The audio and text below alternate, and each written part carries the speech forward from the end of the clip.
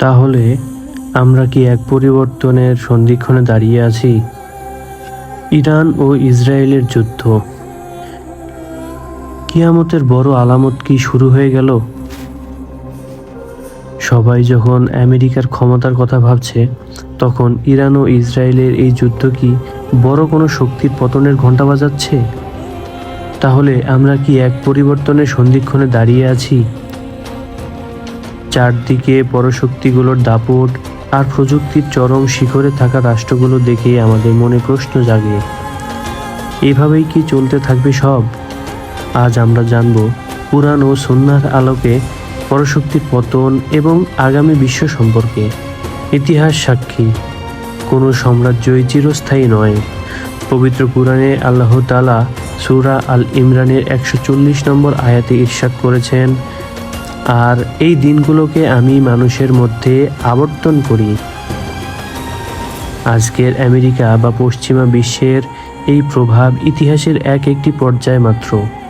আদ জাতি, সামুদ জাতি ও ফিরাউনের মতো শক্তিশালী জাতিগুলো একসময় পরাজিত হয়েছিল যখন তারা সীমালঙ্ঘন করেছিল।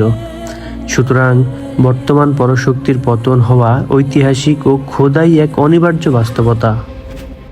বর্তমানে আমরা ইরান ও ইসরায়েলের মধ্যে যে সরাসরি সংঘাত দেখছি, এটি কেবল একটি সাধারণ যুদ্ধ নয়। অনেক বিশ্লেষক ও ইসলামী চিন্তাবিদ একে মালহামা বা মহাযুদ্ধের পূর্বাভাস হিসেবে দেখছেন।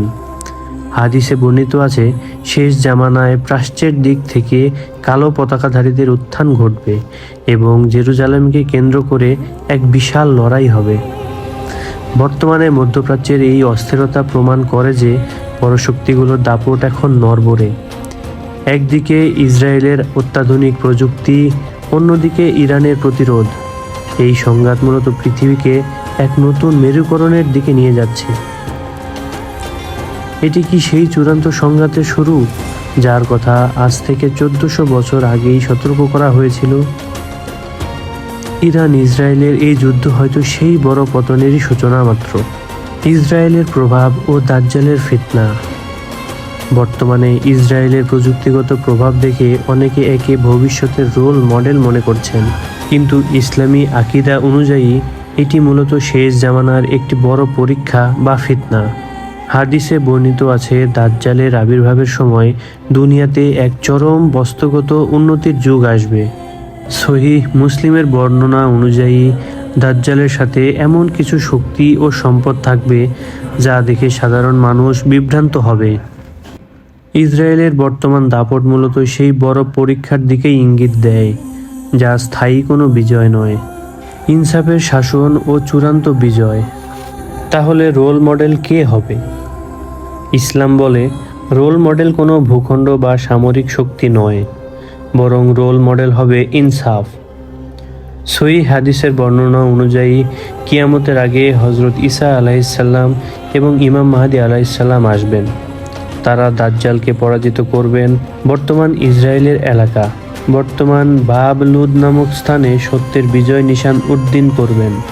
সেই সময় পৃথিবী এমনভাবে শান্তিতে ভরে যাবে যেমনটি পাত্র পানিতে পূর্ণ থাকে। জুলুমের অবসান ঘটে, ন্যায় বিচারই হবে পৃথিবীর একমাত্র আদর্শ বা রোল মডেল। সুতরাং বর্তমানের বাহ্যিক চাকচিক্য দেখে ঘাবড়ে যাওয়ার কিছু নেই।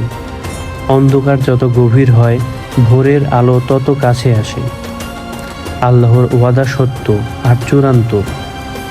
আর চূড়ান্ত বিজয় মুমিনদেরই জন্য। ভিডিওটি শেয়ার করে সবাইকে জানার সুযোগ করে দিন। আপনার মতামত কমেন্টে জানান। ধন্যবাদ।